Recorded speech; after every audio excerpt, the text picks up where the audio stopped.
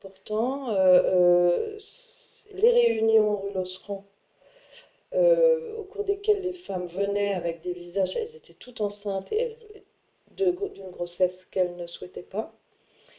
Et elles avaient des visages extrêmement fermés, décidés, et jamais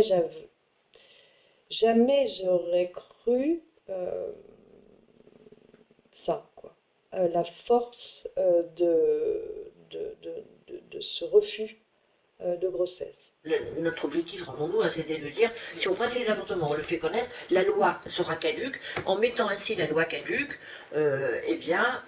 l'avortement sera presque considéré comme étant libre. Et de me retrouver en face de femmes dans une misère impossible, parce que c'était vraiment une grande misère dans laquelle elles étaient, avec une société qui, au nom de la morale, leur dit non, c'est très très bien, vous êtes enceinte, et tant pis pour vous. Et donc souvent, c'était une discussion qui se faisait autour de la table entre les femmes qui souhaitaient rester pour des raisons personnelles, et d'autres qui voulaient bien à l'étranger, par exemple, mais qui n'avaient pas l'argent pour le faire, et pour pouvoir le faire.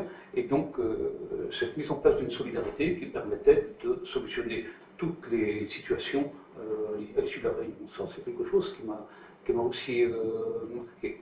Et puis la violence sociale qui était de dire je ne peux pas dire que je vais me faire avorter, mais en même temps, je ne peux pas garder l'enfant.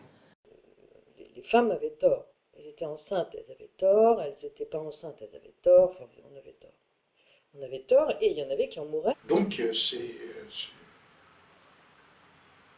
c'est une action collective pour transformer la société à un moment donné sur une zone de cristallisation qui était le droit à l'avortement. On a participé à un truc qui était extrêmement vivant, quoi.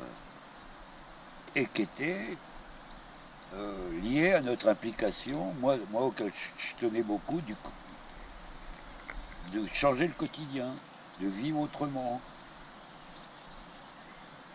Alors bon, on n'a pas viré la famille tout de suite, mais bon, ça c'est autre chose.